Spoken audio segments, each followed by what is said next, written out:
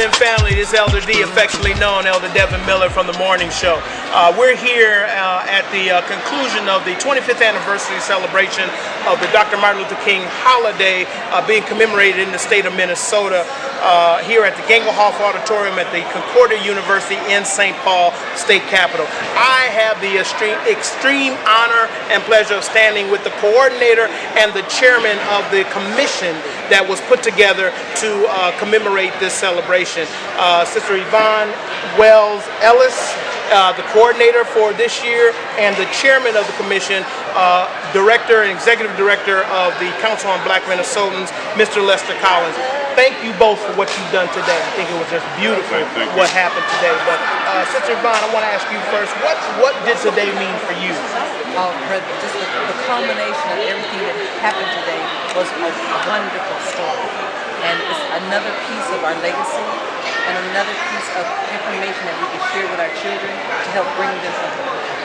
All right. And as the chairman of the Council on Black Minnesotans, the director, number one, but also as the chairman you've been the chair pretty much since the beginning of the commission. What does this mean for you? What does this year mean for you? 25th silver anniversary. For me, the beauty of it is the volunteers, the commissioners, if you will, that come together and help try to bring this thing to vision, to fruition. So just that cooperation, the work around it, the pleasure of inviting the community to be a part of this memory, of this commemoration. Just thanking God for the vessel, Martin Luther King, and the vessels that I'm surrounded with in terms of just bringing this to life. Let me ask both of you a question. How did you feel and what went into the thought? Let me go there. What went into the thought of picking Robin Hickman as the speaker? I know many years you've brought people in. On a few occasions you've had local speakers. But what was special this year to bring Robin in this year? I don't know if it was anything special to say. We had Robin's name on the list, along with some other speakers. And when we contacted Gloria Thomas, she said, because she was going to be out of town, call Robin. Okay. And it was that simple. And it was just amazing that when we called Robin, she said, call Reverend Thomas. Wow. Okay. Yeah, it really did. Okay.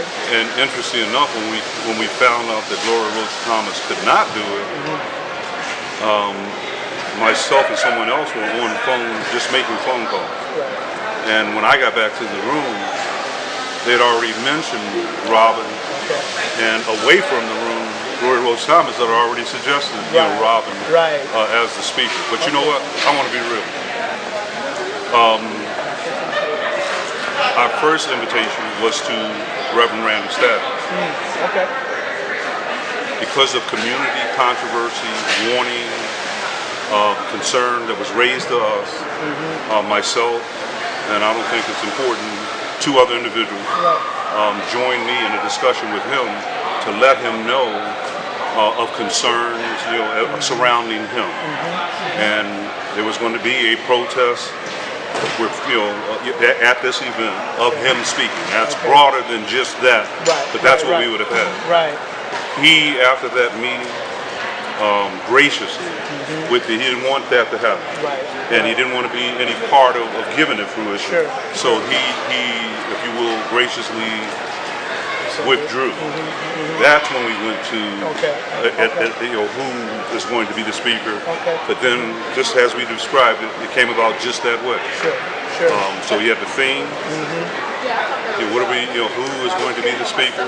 We're not looking for, if it happens, in terms of profile and national and all that. But as you acknowledge, local folk. We're looking for a vessel that God, I think He did it today, speak through and deliver a message. He did not let us down. I think the other thing that we want to also make sure is clear, Pastor, is that we had giving honor to Reverend Staten because we felt with this being the 25th year, he introduced the bill that had sat on the shelf for quite some years. And helped create the Council on Black Minnesotans legislation. So when he did that and it came about in 1986, we have it, I think we still have it on the roster if they haven't moved it. We have the original program from 1986 that we wanted to give to him today in honor of that. And that's why we asked the governor, the plaque being taken by Senator Amy Klobuchar, to honor those men who fought that fight, because it was a fight. Yeah. It was a 14-year fight. That's right. To get this holiday signed into a law. So we wanted to give Reverend Staten the honor of being here and giving us that message, because we felt that he had a story to tell our babies. That's right. I mean, he had reached a pinnacle that none other had in his state. Even with the fall, he was able to raise himself back up. He has his congregation that love him and the community that supports him. And we wanted him to give that to our children who are totally unaware of how King came about and how King came about here in Minnesota. We're proud of the gesture of support that I don't know if you saw it at the very beginning, where they essentially embraced Rob. That was wonderful. Because there was going to be a protest because now I told you about the one about him being the speaker. Right. Then there was going to be one for him not being the speaker. So I mean, man, it has been interesting. But I'm so proud of the way that they embraced her, because it wasn't, and God is good. I think we had a very beautiful, fruitful day. We got some work to do. This is some conversations that need to be had. But that's consistent with King's vision. Right, exactly. Well, I've always been one during this time of year, and during this commemoration, I'm always in the back.